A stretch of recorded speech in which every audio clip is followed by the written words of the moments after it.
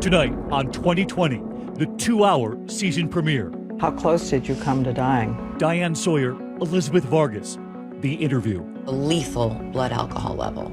And that's when you're in the death spin. The drinking she kept secret until it almost cost her career, her family, her life. Tonight, from hitting rock bottom to living every day with hope. I would die for my children, but I couldn't stop drinking for my children. But first, the results of a 10-year murder investigation breaking just now. Please rise for our jury. The courtroom showdown. Who is your daughter? My daughter is Paige Bergfeld. My daughter will always be Paige Bergfeld, not was. A father with a murdered daughter who lived a secret double life. She's one more single mom out there trying to figure out a way to make ends meet without her kids suffering. A devoted soccer mom by day and something else by night. Did you give her reasons why you wanted her to quit? Because she could get killed for one. So who did it? Does it make you nervous that we may think you did something? No. It should. There's not a lot of people around, so... Tonight, the 2020 investigation, piecing it all together. Like trying to find a needle in a haystack. It was, but we found a lot of needles. We have a major break in the murder of a Colorado mother. A mysterious white truck that haunted her. She was extremely scared. 911, where's your emergency? Paige's burned out car. So that dog smelled a dead body in the backseat of this car. Smelled a dead body. And dozens of calls from men that last night. Yes, this is Buddy. Hey, this is Jim. My name is Bill. No lack of suspects. I have lied about a lot of things to protect me. Tonight, is someone now going to pay? Do you think he killed Paige Bergfeld? The season premiere of 2020 starts now. Good evening, I'm David Muir, and right here tonight, the personal and for many life-threatening struggle faced by millions of Americans at home watching tonight. Anxiety and addiction. My friend and colleague Elizabeth Vargas is going to bravely share her remarkable personal journey. Diane Sawyer asking Elizabeth the difficult questions, and Elizabeth with her very candid answers right here tonight. But first, that breaking story, the major headline in that Colorado trial in the disappearance of a devoted soccer mom who it turns out was leading a double life. It's a case 2020 has been investigating since the beginning, and tonight, after deliberating for several days, what just happened. Here's Ryan Smith. Grand Junction, the largest city on Colorado's western slope, home to these breathtaking mesas and a pleasure center for adventurers. A place where it's easy to get lost and hard to be found. Hi, Mom. I was just wondering when you're gonna leave. Thursday, June 28, 2007. 8-year-old Jess Dixon picks up the phone and calls her mom, Paige Bergfeld. Sorry, Mom, you are really, really mean. You said you would be back by more dark, and you haven't even been back. Jess is worried. It's getting late, and the 34-year-old single mother of 3 hasn't come home. Please, please, please call someone. By Friday morning, even more worry. Paige's father, Frank, can't reach his daughter either. Give me a call on my cell phone. Stand by. All of the calls going straight to voicemail. Paige, this is Carol. What's going on? I hope you're all right. Close friend and babysitter Carol Linderholm remembers becoming increasingly concerned. At first I thought, well, she's probably really busy, and then I kept calling her, and there was no response. Hey, it's Carol. Where the heck are you? By Saturday, it's a full panic. A family friend walks daughter Jess, the oldest of 3, into the Mesa County Sheriff's Department to file a missing persons report. I was a mom, somebody that, wouldn't just abandon her kids. Stan Hilke was the sheriff at the time of Paige's disappearance. Well, by all accounts, she was a real loving mother. Reported to be a great mom who did a lot of activities with the kids and was very loving. She always created costumes for the kids, and she taught a dance class for little toddlers. Everything was centered around the children. So the kids were really attached to Paige. Oh, very much so. Saturday afternoon, Frank Bergfeld gets the official word from police. His daughter has vanished. I remember saying, this is a big problem. This is not someone who just wouldn't come home. This is a problem. There's a crime being committed here. Frank says he doesn't waste a minute. He jumps into his car and drives 200 miles from Denver to Grand Junction. Paige's brother Craig says his father is inconsolable. When my dad called me to tell me that Paige was missing, it's the first time I had heard him cry since I was a little kid. Saturday evening, Frank Bergfeld finally arrives in Grand Junction. We searched the house, we searched the property. By about 9:30, they had a bloodhound on the grounds, trying to see whether there was a trail leading away from the house. Then, Sunday night, a disturbing development. 911, where's your emergency? Hi, I'm at the corner of 23 and Logos, and there is a car on fire in the parking lot. Paige's red Ford Focus is discovered on fire in a parking lot 2 miles from her home. Do you see flames or smoke? Yeah, there's a lot of flames.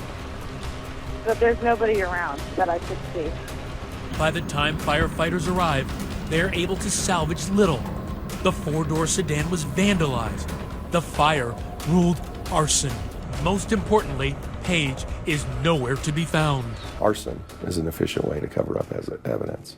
And, you know, it burned a lot of things in the car that would have been very useful to us. So for you, immediately, this is somebody trying to cover their tracks. That's what you sort of have to think.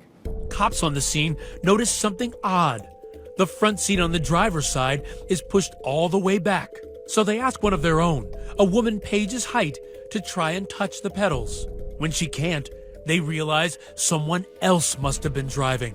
Plus, there's this, Paige's daily planner. It survives the blaze, almost laminated by the plastic melted over it, keeping it intact. But when police take a closer look, someone has ripped out 4 days of pages. They found the dates 26, 27, 28, 29 had been torn out. That tells me somebody thought those pages were incriminating. Suddenly, the missing persons case is beginning to look more like a kidnapping. This isn't a situation where Paige left on her own volition. Frank Bergfeld goes to the crime scene, and the reality begins to sink in. You know, it occurred to me I hadn't cried in a long time. I've learned how to do that. That's it. The family prays, waits, and worries. But Paige's mom, Susie, never gives up hope. I hope that she's safe. We want her to come home for our children and her family. She wonders who would want to hurt her daughter. The stunning young woman with the long strawberry blonde hair, just 34 years old. She'd enter a room and people turn heads. Tell me about the time you first met. I drove up to her house, knocked on the door, and she opened the door, and I said, "Oh my gosh." I said, "You're so beautiful." And she says, so sweetly, "I haven't been told that in so long." But Linderholm soon learns there's trouble lurking behind Paige's facade. The soccer mom with the model looks is twice divorced. She's struggling emotionally and financially after her second marriage crumbles. Paige had definitely fallen on hard times. Journalist Carol McKinley is following the case for 2020. She's suddenly broke, but she's used to living the high life. Her friends have told us that her ex-husband wasn't helping at all with all those bills. Things happened, they got divorced. She ended up with the house, and that was her home. But this was no ordinary home. At one point, Paige is paying a staggering $6,000 a month for that $1 million home. So Paige starts taking odd jobs to pay her mounting bills. All these crazy jobs. She's selling cooking products for a company called Pampered Chef. She's selling baby slings. She's even teaching children dance classes. And suddenly, her 3 small children have no idea if they'll ever see Mom alive again. As soon as Paige's car is discovered abandoned in that parking lot, the search parties assemble.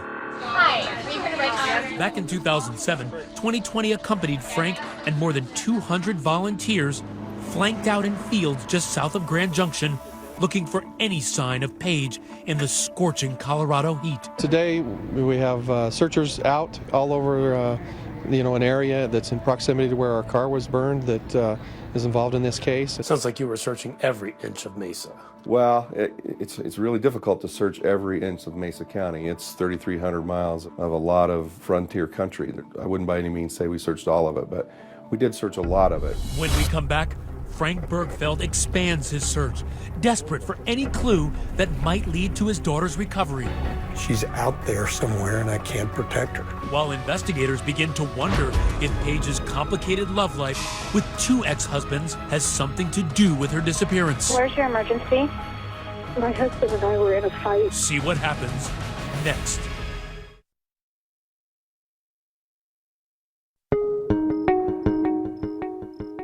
This is big country here.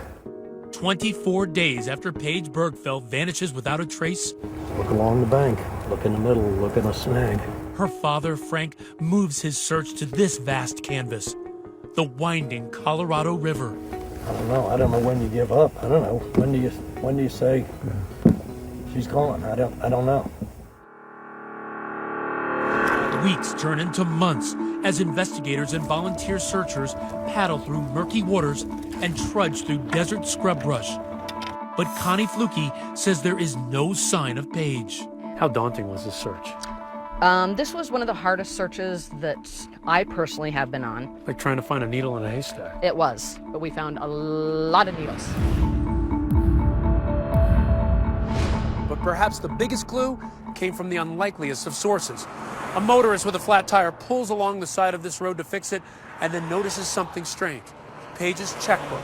Investigators soon find Paige's personal checks and business cards, other personal items dropped all along this road. How important was that trail of breadcrumbs left along Highway 50 for your search? I think it was very important for the case, and I think it was very important for the family too, just to know, yes, she was brought to that area. But who abducted Paige Bergfeld? When a divorced mother goes missing, it's only a matter of time before the police zero in on the ex. In Paige's case, she had two, starting with Ron Biegler. Journalist Carol McKinley says the two were teenage sweethearts. Paige did have big dreams out of high school. She went to Florida to go to school, wanted to be a midwife, but Ron Biegler followed her out there. Her grades start failing and she drops out.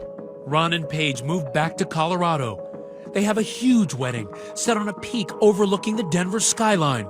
But their youthful rush to the altar ends as quickly as it starts. Early on, Paige made it very clear to Ron she wanted children. She adored children, but Ron wanted no part of that. It turned out to be a deal breaker. Her friends say she got a divorce after just 2 years. In the wake of that divorce, she meets Rob Dixon, an emergency medical technician who friends say didn't really need to work because he came from a wealthy family. Her in-laws, the Dixons, were loaded. They made a fortune getting in on early technology with cell phones. That family fortune lined their son Rob's pockets for years. He loved spending his daddy's money. He had 6 sports cars. In a town full of pickup trucks, Rob Dixon is driving a bright yellow Ferrari. That definitely got everyone's attention. She was being showered with gifts. There were bracelets, a $12,000 necklace. Rob pops the question with an $85,000 engagement ring. The newlyweds start a family right away. First, there's daughter Jess, followed by 2 adorable boys, Taft and Trigger. 6.5, and my big sister is 8.5, and my baby brother is 3.5. They appear to be the perfect family. They've got these beautiful children, expensive home. They're living a champagne life in really what's a 6-pack town. Everything's going well, but then the bottom falls out. Paige's dad says Dixon makes a series of bad investments, and those bad investments lead to some bad blood. I think as Rob's wealth kind of toppled, I think it came under more and more pressure and it bled out into the relationship. Then, one night in 2004, this. Where's your emergency? My husband and I were in a fight, and he was supposed to watch my children while I went to work, and he said that I would come home and find them all murdered.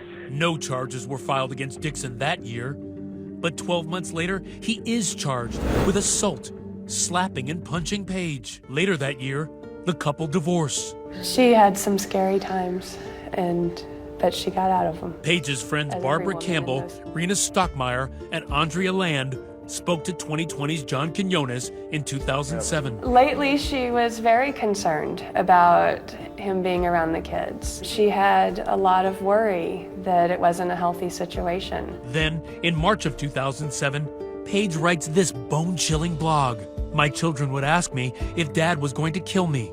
I can't imagine what life would be like for them after he killed me. The first person you thought might have done this? Rob was the first person that came to mind. My immediate thought, honestly, was Rob Dixon. To investigators, that all sounds like Homicide 101, a roadmap leading right to Rob Dixon. Except Dixon has an airtight alibi the night Paige disappears. His cell phone records indicate he's 2,000 miles away at his new home in Philadelphia the night Paige goes missing. It quickly scratches Dixon off the list. He's effectively alibied because he's on the East Coast. But then investigators turn their eyes on Paige's first ex-husband, who lives 4 hours away in Aurora, Colorado. And here's why. It turns out that Paige had rekindled her romance with her first love, Ron Biegler, and was with him just hours before she vanishes, having a picnic at this park in Eagle, Colorado. It wasn't anything that out of ordinary or special. I mean, we just decided to meet that day. The Eagle is halfway point for both of us, so we left at the same time and arrived back in our towns at approximately the same time, and she called me to make sure I made it back into Denver, and that's the last I ever heard of her. But you talk about a missing person emergency. 2 days later, Biegler calls 911 to report his ex-wife missing. Definitely missing because she would never leave her children. Her first husband, Ron, she was with him that day. She leaves him. He's the last person to see her. But he was ruled out pretty quickly. Pretty effectively alibied by cell phone evidence, etc. Former District Attorney Pete Hotzinger says, like Dixon, Biegler has an alibi too. Cell phone records place Biegler 4 hours away in Denver the night Paige disappears, making it impossible for him to be in Grand Junction. So if it wasn't either of Paige's exes, who might have had it in for Paige? A major complication in the case was the fact that there's such a large number of alternative suspects who have to be eliminated by virtue of what she did for a living. When we come back, the secret life of the soccer mom exposed. Was it just massages? Was it something more? The babysitter's revelation about why Paige Bergfeld may have been in harm's way with dozens of men. It was after hours, and as she was getting ready to leave, she sees this truck pull up. She just wanted out of there. She was extremely scared. See what happens next.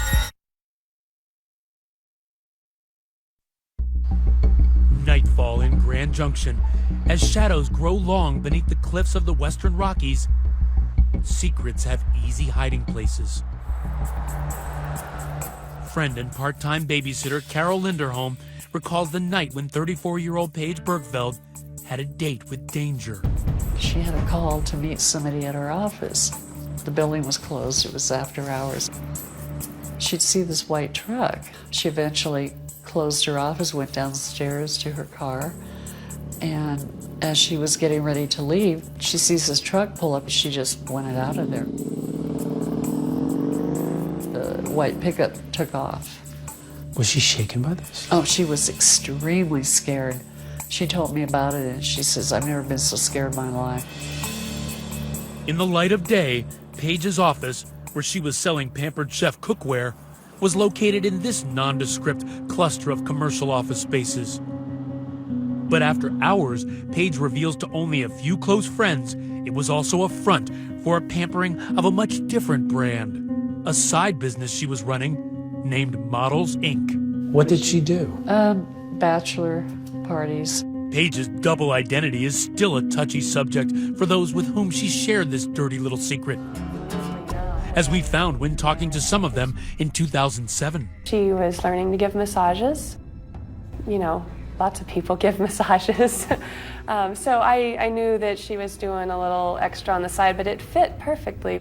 The little extra was that Paige, for the right price, would perform those massages topless. Surprisingly, even her ex Ron Biegler knew and seemed to give it a rubber stamp. Average call was $450. There was no sexual touching, no sexual contact, no intercourse. you know, that kind of thing. She charged more for each little thing that came off.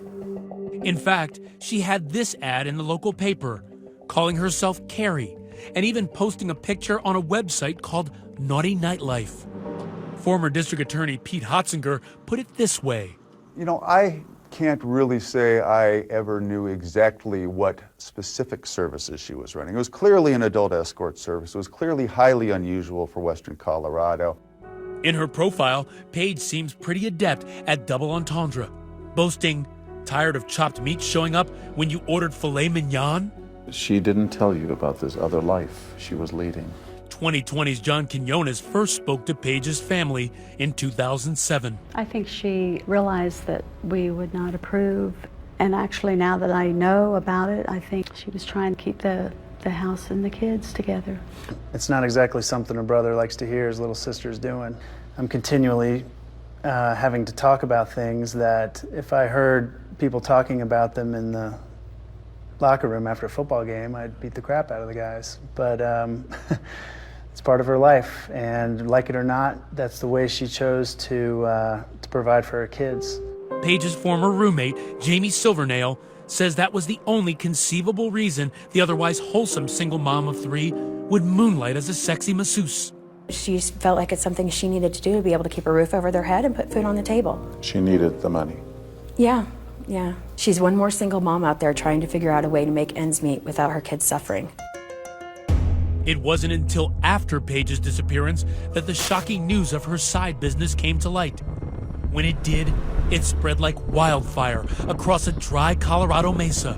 Investigators say she was a mom who led a secret double life, running her own escort service. Paige now had the proverbial scarlet letter on her chest. When it came out that she ran an escort service, it dwindled down to practically nothing. Nobody cared anymore because she was that sort of woman.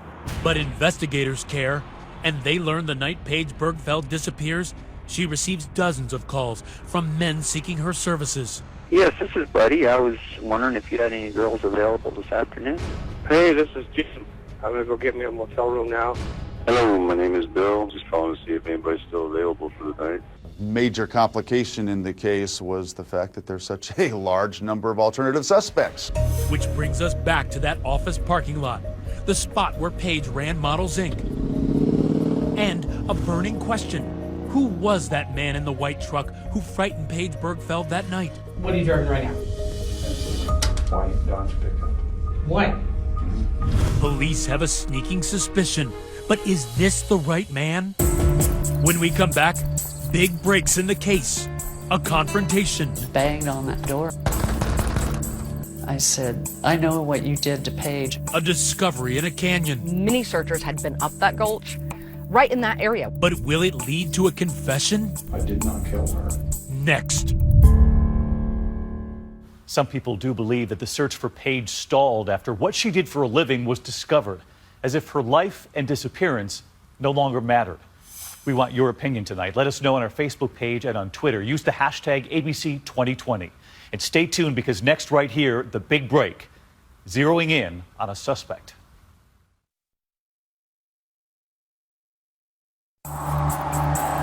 Mesa County, Colorado. Investigators looking into the disappearance of Paige Bergfeld have little to go on. All that's come to light is a burned-out Ford Focus, a monthly planner with missing pages, and the clues strewn like breadcrumbs along a desolate Colorado highway. The Escort missing mom, who called herself Carrie, had dozens of clients. And now, one of them is called in for questioning. And you are Mr. Johnson, right? Jones. Jones. Gosh, you know what? That's funny. Sorry about that. Okay. He's 55-year-old Lester Jones, a local RV mechanic who's married with a rap sheet as long as a Winnebago. I'm guessing you can probably guess as to what we're investigating. He just said he's investigating the disappearance of the young lady. Okay. Without a lawyer present, homicide detective Lisa Norcross questions Jones about the proximity of the garage where he works and the spot where Paige's scorched sedan is recovered. Does it make you nervous that we may think you did something? No. It should. Okay? It should. Turns out, Paige and Jones had once been much closer. Investigators discover Jones had hired her for a pricey $400 erotic massage a year earlier. And what are you wearing? I had nothing on. Okay, and her? She had nothing on. Okay. We did not have sex. Okay. She tells me up front she doesn't do sex. Okay. But then they find out Jones is one of several men feverishly calling Paige in the days before she disappears. Lester Jones was calling and calling her. Carol Linderholm tells investigators Jones made another appointment with Paige the day before she went missing. This time, Paige is worried that Jones has figured out her true identity. So she sends Carol on the call instead. What's your first impression when you walked in the door? Fear. Really? Yeah. He's a very large, overpowering person. What's the first thing he said to you? I want sex. I looked at him and I said, then you should probably call another escort service because it's not going to happen with me. That's not what I'm here for. No sex, but lots of talk. And the topic? Paige Bergfeld. Carol says he seems obsessed with Paige. And sure enough, he tells her he recognizes Paige as the once wealthy wife of Rob Dixon. You knew when you saw her the first time that she was Rob Dixon's ex-wife? Yeah, I knew that. Okay. During 2.5 hours of questioning, Jones cooperates fully, letting them take his fingerprints, giving them his DNA, and handing over the keys to his truck. What are you driving right now? It's a white Dodge pickup. White. A white pickup. Could it be the same white pickup that frightened Paige that night outside her office? The no-nonsense detective Norcross puts the screws to the RV mechanic. Do you know where she is? Do you know what happened to her? Now I have to be convinced of that.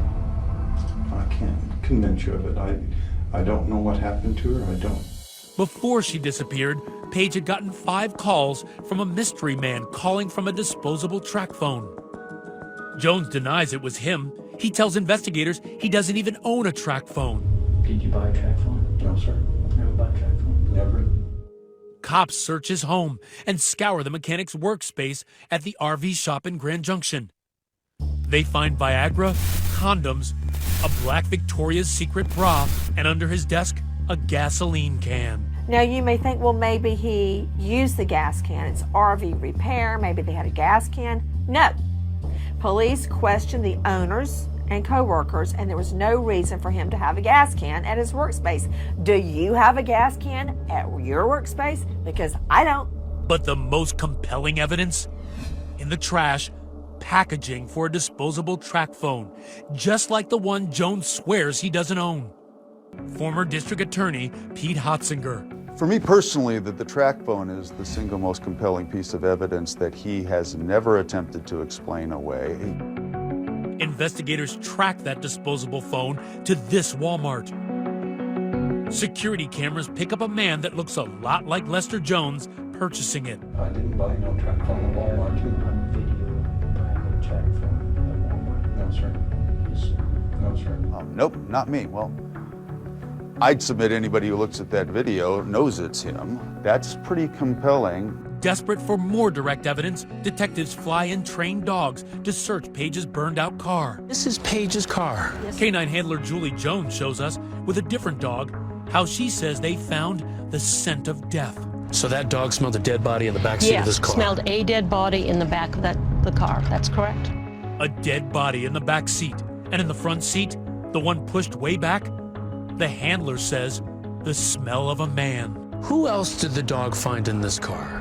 He was given the scent of Lester Jones, and he found the scent of Lester Jones in the driver's seat of this vehicle.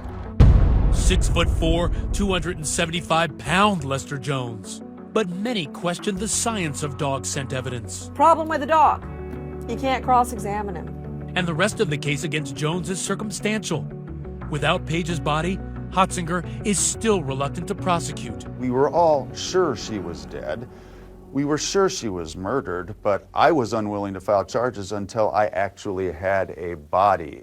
The case went cold until an afternoon in March of 2012. a hiker hiking not far from the highway, just a short distance from where Page's personal items were found, made an astonishing discovery. Down in this gulch in a dry stream bed, amid all of these rocks and weeds and brush, were human remains. Daughter that Frank and Susie had been searching for 5 long years. There's no soft tissue left. All she is a skeleton. Unfortunately, the years have hidden the cause of her death. One clue that it was violent: duct tape wrapped around the skull. Sheriff's office arrested Lester Jones this morning in connection to Paige Bergfeld's death. You feel 100% confident that Lester Jones is the man that killed Paige? I am totally confident of that in my own soul as the person who made the decision to file the charges.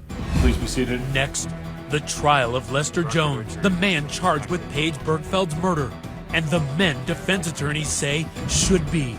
So let me talk to you about a few of the real killers in this case. I have lied about a lot of things to protect me. I would have put her in a wood chipper. Yeah, this is John at Motel 6, room 237. I was just checking to see if you had somebody coming out or not. Is that your voice, sir? Yes. Okay. Does 10:24 p.m. sound right to you? That's the time you made that call? Yeah. See what happens next.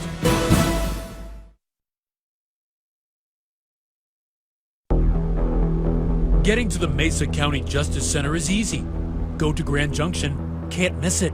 But getting justice for murdered soccer mom Paige Bergfeld, much harder. It has taken nearly a decade. Finally, just weeks ago, her alleged killer was hauled into court. There he is, Lester Jones. Today, a man accused of murdering a single mother is set to stand trial in Grand Junction. Lester Jones, he's the man charged with kidnapping and murdering Paige Bergfeld, whose remains were eventually found in Delta County. Man, it's like a dagger.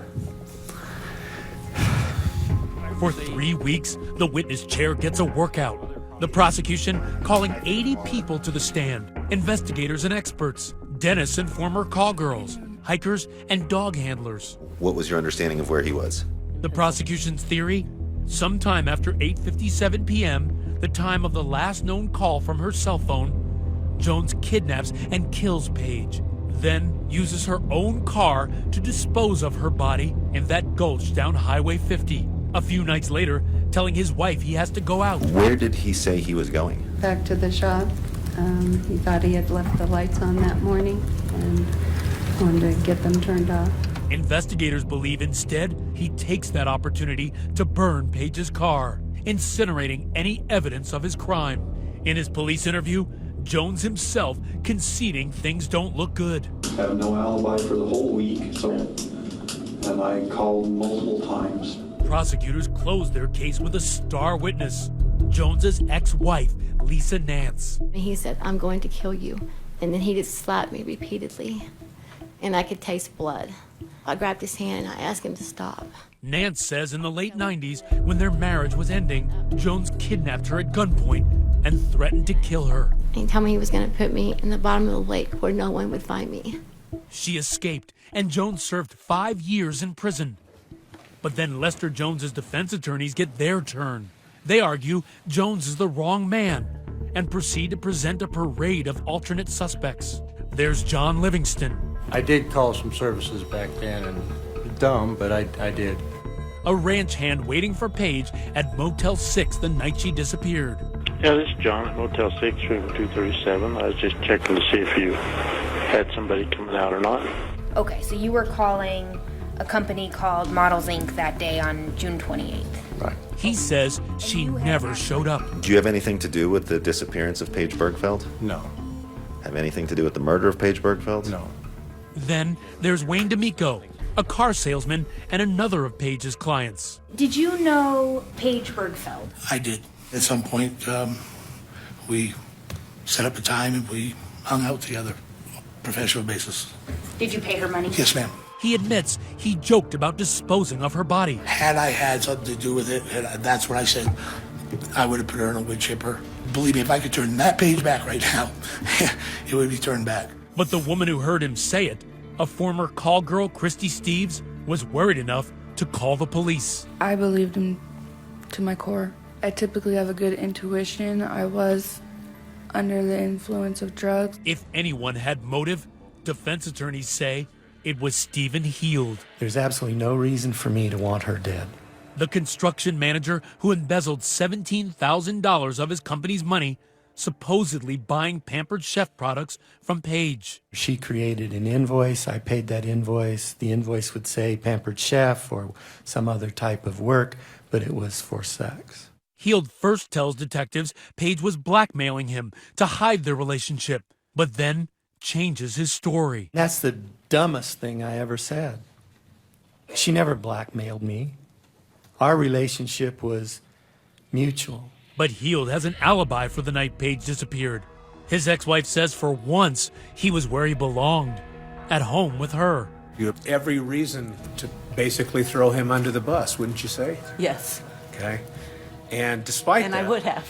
But if anyone might give this jury reasonable doubt, defense attorneys say it is this man, another client, George Coraluzzo, a painter with a colorful past. Theft, burglary, DUI, and kidnapping.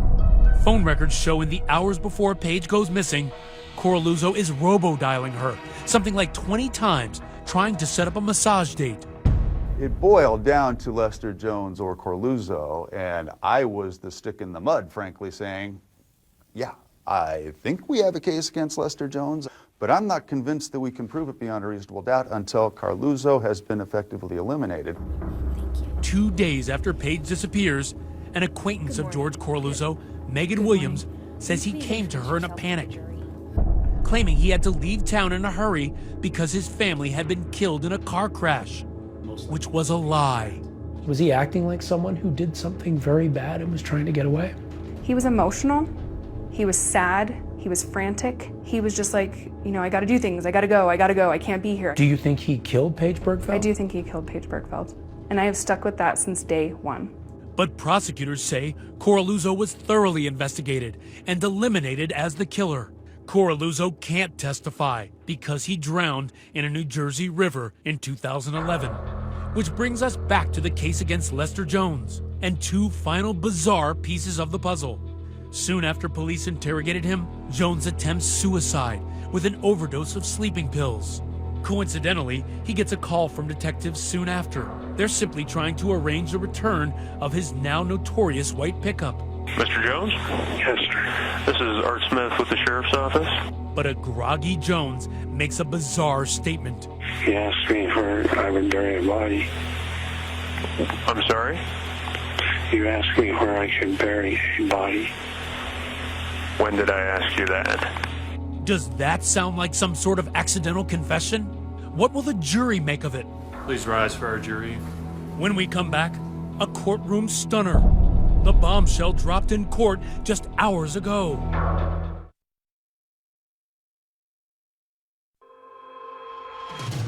Frank and Susie Bergfeld spent their summer here at the Mesa County Courthouse to bear witness to the prosecution of Lester Jones. He's the man they believe murdered their daughter Paige back in 2007. It's been 9 long years for you to get to this place, that courthouse right there. Man, you know what? It's like we're on a merry-go-round, except the merry-go-round doesn't stop. The prosecution's closing argument, reminding the jury of that young mother, kidnapped, thrown in the back of her car, taken off to be murdered. Paige must have been so scared. It is hard to even imagine what would have been going through her head as she was laying either in the back of the vehicle or in the trunk. When it's their turn, attorneys for Lester Jones say there was a virus in the investigation. They screwed up this investigation from the get-go. Let's talk about who's the real killer. 1 week ago tonight, the judge sends the 12 jurors, 9 men and 3 women, off to deliberate. It's not an easy case, it's not a simple case, and just one juror could derail a conviction for prosecutors. And sure enough, just hours ago, the case that confounded the nation for almost a decade stymied this jury too. We are unable to come to a unanimous decision. The judge declaring a mistrial. Afterwards, the jurors spoke, revealing 9 of them thought Jones was guilty. But there were 3 holdouts. Nobody in their mind thought that that he didn't do something wrong, that he committed this crime. It's the fact that there was not enough evidence for them to get past the reasonable doubt. Tonight, Lester Jones is still locked up, prosecutors vowing they will try him again. As for Paige's father, Frank Bergfeld, we accompanied him on one last trip down a dusty dirt road to the desolate gulch where his daughter's body was discovered.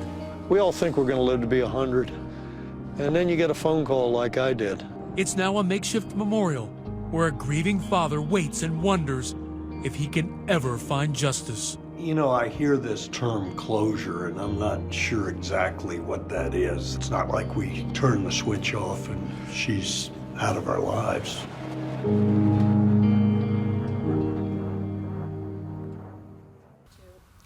A family still grieving tonight, and of course, we'll stay on the case.